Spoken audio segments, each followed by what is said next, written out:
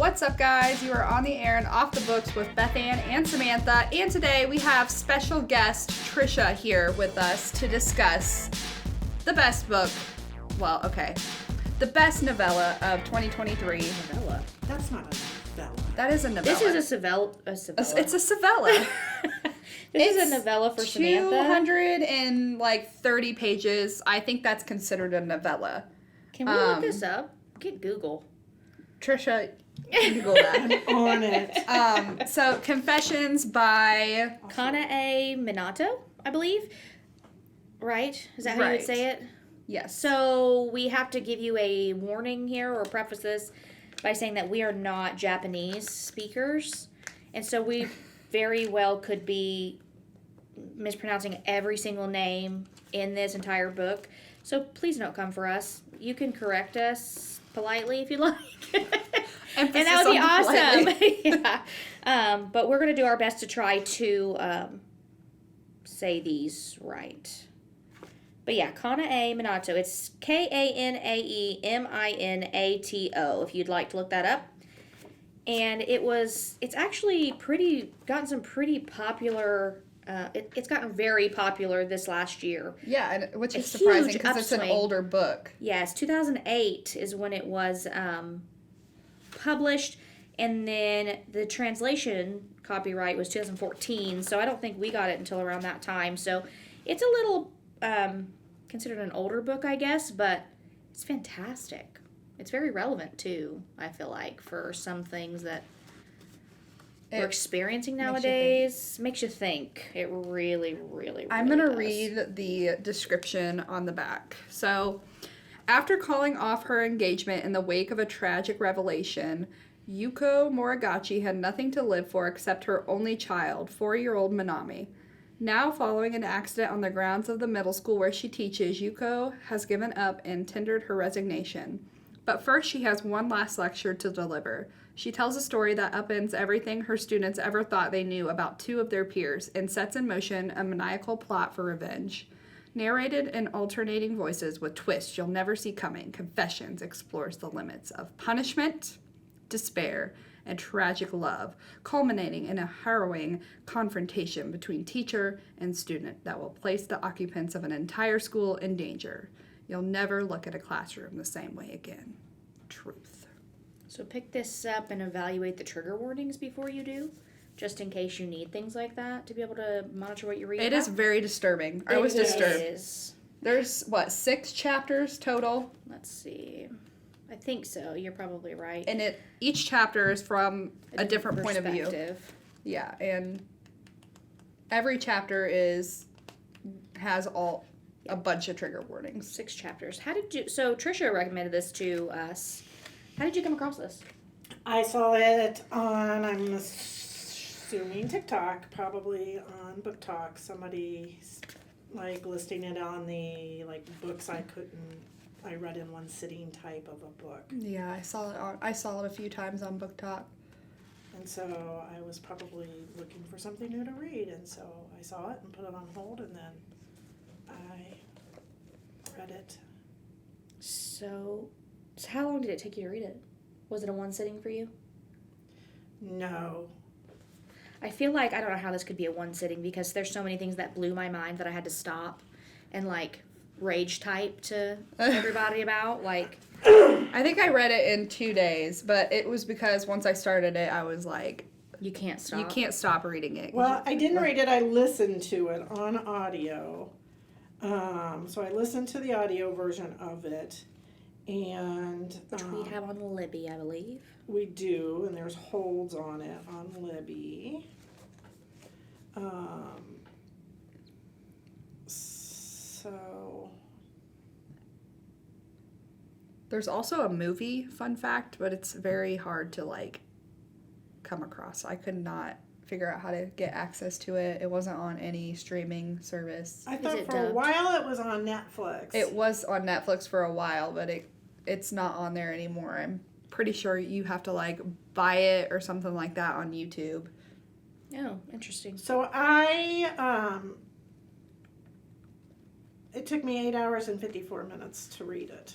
Oh, that's not bad. But it's a 7-hour read. So I probably had to go back and and re-listen to some things. Yeah. Right. But I did it in 5 times. So that's what Libby told me about my reading habits for that book. Which, if you didn't know, Libby's an awesome tool that we have here at the library that you can get with your library card for free. You should do that. It's got ebooks, audiobooks, and it helps you keep up with your reading for 2024. Side quest there. Anyway, so I think before we get into any like spoilery things, we'll tell you. But essentially, it's about kid A and B in a classroom with, oh gosh, how do you even, hold on. How do you even begin to say, like, I did not really know what to think when I went into this, because the first thing that I was told was that it was good, but it was not. How did you explain it to me? It's very well written. It's fantastically written, I agree. It is fantastically written, but it's a tough book. Yes. I think that's what I said. Like, I didn't know how to rate it when I was done. It's like, it's so, like, ugly, but at the same time, it's so beautiful, and it's so twisted and disgusting, and at the same time, it was so, like, eye-opening. It's so, like, back and forth between both of them. Like, I don't know how to explain it. Like, you want to give it 5 out of 5, but at the same time, you're just like, oh. I think the weirdest part about this book is that it starts with this teacher. She is basically like telling the class what happened. And with her fact daughter. that she's like got these kids in a classroom and she's just like, I know like, who you are. Pinned them down. Like, she's standing in front of her whole classroom in Japan. And their classroom setups are different than ours, and I think that they're kind of technically in homeroom or something. Yeah. And so she's standing in front of the class, and they're all at their desks, and she's talking to them, and she's saying, and this is the last day of school, and she's telling them, like, my daughter is dead, and the killers are in this room. Yeah. Yes. And I'm going to tell you what I know and why you should worry. Yeah. And then you're like, dun, dun, dun. That's a great summary And of I'm chapter like, 1. it is. And that's like really all we can away. give you, because you can't go into this knowing more. Because like Samantha said, every single chapter has a twist. Yeah. And it's from a different perspective. And I was so shocked at the end of every single chapter. Yeah, every chapter is really like somebody else's mini confession about what part they played in this big mess. Okay. Yeah. That's you know what? That's a big revelation. Probably why it's called Confessions. That's true. Oh my gosh. Like, we get perspectives from parents and teachers, and we get perspectives from the students and siblings. People that in the very beginning of the book that you don't realize play an integral part of it. And I think that's another reason why I liked it so much, is because when people make decisions, a lot of the time people don't realize is that the decision that I made doesn't just directly affect me. It affects the entire world around me. Yeah. So this decision that these students made to do this to this woman's daughter literally toppled their entire lives. Like, the whole infrastructure of their lives and the lives of their families. And it just decimated everything. Yeah. And then the teacher's decision to do what she did to get oh revenge my gosh. just made it multiply even more. Both times, like in the beginning and the end of the book. Yeah, you're right. That's right. And she put so much fear in her classroom that they're just like, I'm not telling anybody. So tight-lipped. Like, because at first I was like, so they didn't tell anybody? Yeah, like, that's what I was wondering. And I'm like, why wouldn't why wouldn't you just go run and tell immediately? But then you think, like, the repercussions of that, like, if you're the student and your teacher is telling you, I have done this, and like, why, like, if I went and told, I would not want some retaliation against me in that same way because of the fear and the, like, stigma and the, like, especially at that time period, I think, is when she's writing this, what went around with everything that had happened, what she had done to them, which is so disturbing. This is why we need to get into spoilers, because we can't really, like, rant and rave about it without spoiling this whole part. So this book was originally written in 2008. Yes. And then it got republished in English. It did. In 2014. Yes. I wonder, like, it doesn't really tell you, like, what the actual, like, year. Maybe it is supposed to be modern to when she wrote it, I think. But during that... Okay, spoilers because I'm going to say something, so I'm going to pause, give you 5 seconds, turn it off, go read this book, come back. Okay, now, so they are in this study in this classroom, the kids, from, like, some government organization to monitor, like, bone growth and how, like, drinking milk helps bones and calcium in kids. So every day the students come in and they get a little milk in their cubby, and then they drink that milk, and then they put that milk carton back in their cubby. And so what the teacher does is she knows these 2 students. She's went through this process of elimination, figured all this out. The 2 students that killed her daughter. And what she does is she goes and she puts in these drinks the blood of a man who has AIDS. Her husband. Which is her, not her husband. She never married him. The son's okay, so father. her... So okay. her daughter's, yeah. She decided not to marry him when they found out he Which was is a whole Gotcha. nother twist that we can't even begin to, like, tell you, or we'll be here all day, okay? Because I didn't even know that until, like, what, chapter... When did we find that out?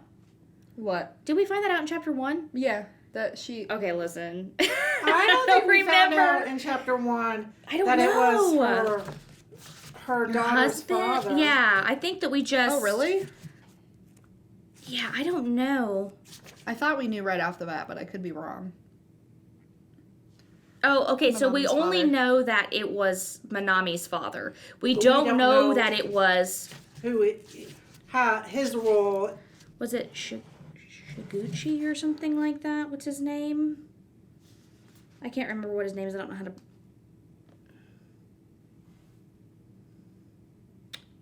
I don't know. I can't find it here. So what do we not know? The name of the man that they idolized, Manami's father. But so Manami's father is AIDS positive, or HIV positive, I mean.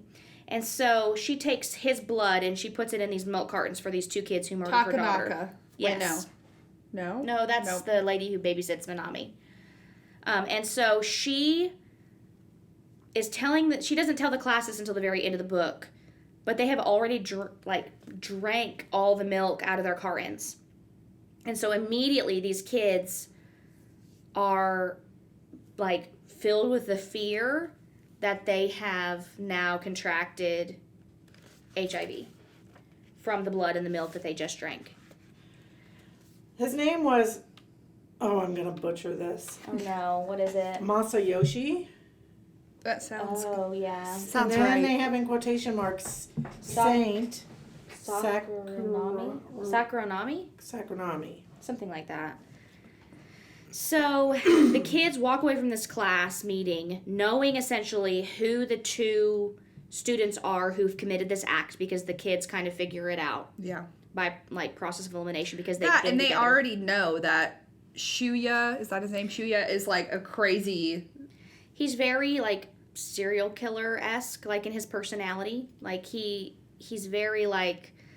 I don't know, he likes to build things to hurt people and to get He likes attention. to kill hurt animals. and things like that. He has very weird tendencies.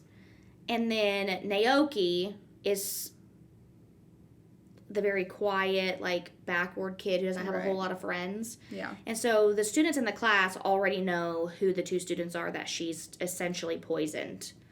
And so they all walk away with the threat that if you speak about it, then there's going to be retaliation against you. And nobody, at the time, like, and I don't know if it's, because I don't know a whole lot about, like, Japanese, like, culture and stuff like that, but there's this real stigma about, in this time period, about HIV AIDS, like, they were all moving their seats back. They didn't want to touch the kids. Like, they didn't want to, like, make I think contact that was back physically. when it got first discovered, right? Was it the 70s? Well, 80s? 80s. But I don't think this takes place in the 80s. That's what I'm saying. Is, like, I'm not sure how much of, like, society is different and how, like, the time period and changes the acceptance of that works. Setting is pretty recent because I think I do some of the too. research Well, maybe that they it's not talked very about, common in... Well, I just think it's probably not taught very Yeah, much to middle exactly. school kids. So they probably just wouldn't know. Yeah. Like, And they're just kind of freaked out about it. So they don't want to touch them. They don't want to go near them. You can't, like, get in my bubble. Like, I don't want to, like, brush up against you and get this. So the kids go away to spring break, essentially, or summer break. It's some like Yeah. a Some kind term of break. Right. And then that's when, like, the dissolving of these kids is, like, psyche comes into play. Especially Naoki. Oh my gosh, that just goes. he goes bonkers. Yeah. Like, he can't handle it. He can't handle, like, what he's done, and he cannot handle the fact that he could possibly be giving this infection that he has, or him being poisoned in this way to his family. Mm-hmm. So he, like, becomes this really, he won't take care of his physical body because he feels like he's dying. So he lets himself go, but he cleans the whole house. He cleans everywhere he's touched because he doesn't want his mother to contract HIV, essentially. So he won't let her do the dishes. He won't let her touch his room. He won't let her hug him. And she's watching this, like undoing of her son, essentially. And we learn, and I like the way that the author also used her diary to speak through his mother's, like, perspective, because it makes it so much more intimate and, like, heartbreaking, because she's, like, going to a secret place every night to write about, like, her son, like, losing himself, and, like, she can't do anything about it. And so you're, like, reading these very, like, secretive lines about how she's trying to help her son, and I was really mad at her at first. I don't know if you guys were. Yeah, I was frustrated with her because I'm like, how do you not see this? Go get this kid help. But Right. again, Exactly. I don't know what that culture's like. Like, I have no idea, like, for mental health issues versus, like, what your expectations are as a parent. Right. And stuff like that. But it was, like, being a person who, has grown up in the United States, I'm thinking, like, oh my gosh, what a negligent mother, or why are you not, I think a taking lot your of people child to get mental health. I think a lot of people are, like, in denial, though, when it comes to, like, their kids and Oh, She yeah. was big in mental health. denial. Yeah. Oh, She was even in yeah. denial about the fact that when the teacher, Mizuki, came and talked to her and said, "Your son killed my child." Yeah. And she was like, "Oh, no. No. That's not, like, what happened." And she completely, like, covers it up with a blanket. Yeah. Like, she just puts a whole blanket over it, and she's just like, "You're just trying to get attention." Like, excuse me? Like, you're just going to let him sit here and, like, know that this happened, and he's telling you it did. Yeah. And you're going to say, well, it was an accident, it wasn't your fault. And you just brush it under the rug. And then she chalks all of his, like, problems up to the fact that this accident, quote unquote, happened, and that she blames the teacher for coming and setting this off in him, and now he can't succeed because he's so caught up in this accident, and that teacher can't let it go. Yeah, it's all the teacher's fault because she shouldn't have brought her kid to the school with her, and remember that it was all like the teacher's because she was fault. because the teacher's a negligent mother for bringing her child in, because she was a single mother at the time, and there's a very big stigma in this book about being a single mother. She should have been married. There should have been other circumstances where she had her child taken care of instead of bringing her child to be able to be, left unattended and around my child. And so it was such a weird thing at first because she was so busy covering up all of his. And then the fact that the mother is the only one in the situation seeing what's happening, and the father is completely absent, even though he lives in the home. Yeah. But he works so much that either he's ignoring it, or he just doesn't see anything that happens in the house at all, and he's left his wife to just contend with this teenager who's having complete mental breakdowns. And it was just so sad and so heartbreaking. It made me so mad. This book made me mad a lot. I think that's why, I was like, it's such a, like, well-written book, but it just It crushes you. crushes you. Like, Yeah. I think the part that wasn't clear for me is, so did Moriguchi hire the other teacher to come in and basically, like, harass Naoki? Because the other teacher was associated with her ex-fiance. Yes. And so that's why he became the teacher, Werther. right? Yes. Yes, it was set up that way, I think. Yeah. To like just To mentally to mess push with him, yeah, because the new substitute teacher who takes Mizuki's place, Werther, is really big on going every week to Morguchi. deliver. Is it Werther or Morguchi? It's Werther. You said Mizuki. No, she didn't. When she did, who's You Mizuki? said that took Mizuki's place. Oh, Mizuki's the class president. Yeah, I'm reading this Morguchi. and I'm Oh. confused. Morguchi is the teacher that Werther takes over for, not Mizuki. Yes. And Werther goes with Mizuki, the class president, to Naoki's house every week, right? At the end of the week to deliver class notes. And the class strategically hides notes that say, well, this one is like, don't worry, imagine happiness. Everyone wins. Maybe you too, unless you don't. Remember everything. Don't ever forget. Everyone knows. We do. Everyone knows. Remember. But the first letter of each thing says, die, murderer. In front of the whole thing. And they're sending these, like, not so cryptic messages that, hey, we don't want you to come back because he's not going to school. He's completely made himself into a hermit and he lives at home. And at this point, he's missed, what, an entire semester, essentially, according to some us? sort of a term. Yeah. Right. I think it was really obvious that Werther was like not there for the reason he said he was there for. Like you could tell he was there to mess with Naoki. Yes. And it's so odd because during this, we learn about him going through the eyes of the class president, Mizuki, who turns out to be A little just as little crazy wild, herself. yeah, as Naoki and Shuya. Like, she's also got these weird tendencies. They talk a little bit in the beginning about they talk a lot about child murderers. They do. And then how, they tell the story about this girl who murdered a bunch of her classmates, right? With poison. she murdered her family with Family. Yes, with oh gosh, what was it? I can't remember, but she put a chemical in their food. Right. And so this Mizuki became obsessed with her and like how she did this to her family, which kind of led her down the Shuya path. Yes, and it's all because these kids want attention.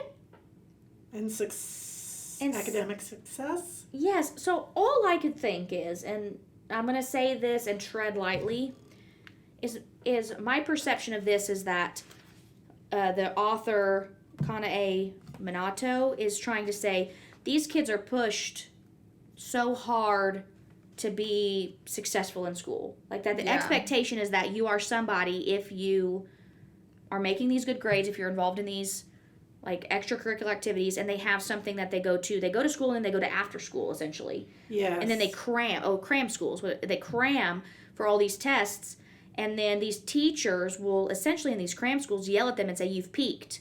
You're leveling out. You're not going to be anybody. How are you supposed to, go on with these grades? Or like, you're just going to be average. You're just going to be average. And it was, in this book, it's pushed and pushed and pushed in these kids' head is that I can't be average. Yeah, it's basically you're above and beyond or you're somebody, not anything. Yeah, you're somebody or you're nobody. Yeah. And so these kids essentially are never home because they're in cram school. They do all these extracurricular activities, right? And so they don't really get a whole lot of attention. Their fathers are working 24/7. Their mothers dote on their sons, which we could plainly see from the mother and Naoki. I mean, that was wild. And so these kids are lashing out and think that it's really fun because they just want somebody to notice them. Yeah. They just want to be in the paper. Because we see from Shu's perspective that he makes this little purse that electrocutes people, essentially. Like you open it up and it zaps you. If you steal it, it'll zap you. Right. And he I think Anti-theft of a device. he uses that anti-theft tag so that it gets the teacher Moriguchi off his scent of that he wants somebody to be hurt, to recognize what he's done. But it was so crazy to me. He just didn't want attention. He wanted like bad attention. He did. Like, he wanted to be in trouble. Like, he wanted At all people costs. to recognize him as, like, a psychopath. And not, he wanted his name in the and not as an paper. inventor. So Right. his mother would, and he wanted that so his mother would see that that's what he was. Yeah. Right. And then the end with his mom, we're not even going to spoil that. Oh my because- gosh, yeah, no, that was insanity. I do want to correct something. I don't know that it's a correction, but we were asking this question. So the original teacher found out who her replacement was. Remember this? And so she, without telling him what happened, she gave him advice that she knew would make matters worse. So she's the one that advised him to go visit him with the girl. So she had no redeeming, she didn't do it to correct her mistake. She did it to push it in the direction she wanted to go. She wasn't a good person either. She really wasn't. I think that was just it. Were there very many, maybe there are some good side characters, but all of the I don't think It's there were characters- good side characters, though. I think everybody is morally gray here. Yeah. It's like a very, I don't know, it's a very thin line because it's yes, it's your child, and, you got to think, What would you react? do? How would you react? Yeah. But, she didn't just react to Shuya and Naoki. She kind of took it out on the entire class and was like, hey, I know how you kids are. And Yes, and that's what I was saying is, I know that you guys just want attention and you guys want to be bigger than life. it's like and, she blamed them all as a whole. because they were a product of their society, essentially. Yeah. And she placed that blame on them when it's really out of their control, because she was saying about the woman or the kid. I mean, who if you think poisoned about the it, it's family. her fault too. She's the teacher. She puts all this Exactly. pressure on them. And that's what it went around and around and around, because Yeah. you feel for her losing her daughter, because her daughter was everything to her. But at the same time, she was also producing someone who's part of that society, Yeah. and then she's trying to take it out on these kids. It definitely emphasizes that everybody in this book is Who do you stand Bad. with? Yeah, who do you? everybody has their Is this justified behavior? parents, kids, the teachers, the whole shebang. I mean, So at the beginning of this, did we mention in the eyes of the law, it was deemed an accident? So Yes. she was decided that she had drowned. it was just an accidental drowning is how the legal system deemed it, and so then she decided to take her revenge out on. Yes. Would she have taken her revenge out even if it hadn't been? I think she I would. don't That's have. a good question. I think she would have. Do you think You it's think because? so? Do you think she did it because they thought that they could keep it a secret? You think that if they would have confessed, she would have had any kind of mercy? I don't. I kind of don't You think either. that I think She's she would have just went the after same as- their siblings or something that was important to them. Just Yeah. I really do. Ooh, that gives me the ick, because that just means that she's just She Naoki's is. mom. And it also puts into perspective how people react when things like this happens. How they you lose you don't control. know how you're gonna act. You don't know how you would react if this Yeah, happened to whether you. You could do would the same eat thing. people. You don't know If what would your happen. plane crashed on a mountain. I was gonna say that. Trisha's out here killing all of her staff. And that is the moral of the story. is don't cannibalize people just so that you can survive. How did we get to this? You don't know how you would that react. story we were talking about Yeah. a lie. I think it was The a movie. Uruguayan flight that crashed into the Andes Mountains. Oh, and in then the people died, 1970s. and then they Yeah. used Prior their... to us recording this. Yeah. Yeah. And so we were saying, you was don't a know great what you topic. would do. Yeah, you don't know what you would do if you were Yeah. in that situation. And I was like, I would never. And they're like, oh, well, I don't agree with you because I think you would. Which brings us back to this To book, this, Confessions. how would you react? You just don't know. Until you're in those situations and the real thing comes out, the real underlying, because there's a real them under all of this. There's a real who they are under all of this. Yeah. Does that make sense? And you who's the see it real a little you? bit. You see they're bad, and you see a tiny little bit of their good, in Right, the book. the reality of the human nature, the Yeah. reality of the mind, and what home does and what society does and how all of these things contribute into who you become and what you are and how that affects you ultimately. Because you're right, she wasn't a good person, even though I really was like, yeah, I feel like I would go wild too if my kid was killed and I knew that other children were responsible. And I don't know what I would do if they had confessed. I don't know. You guys got to pick this book up, Oh man, read yeah. it, listen to it on Libby. There's so much more that we didn't even get to. Yeah, Oh, I know. And it's considering this is a quote unquote novella, according to Samantha. No, excuse me. We will end this podcast.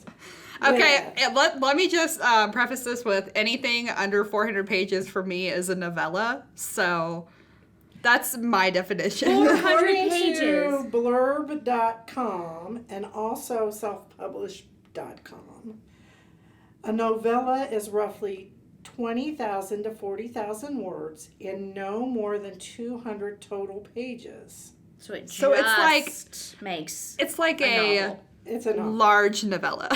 No, it's a novel. Oh, so the cutoff is 200 It's a pages. mini novel. The cutoff is 200 pages. Interesting. I read a lot of those. That was my my 235 page average on Goodreads means that I didn't read novellas. Even though I will say till the death that she did. Oh man. That's All your right, personal guys. preference. Well, pick this book up. Let us know You what you got to. think. And we will see you guys next time. Thank you, Trisha, for joining us. You're welcome. Have a Bye, good day. guys. Bye. Bye.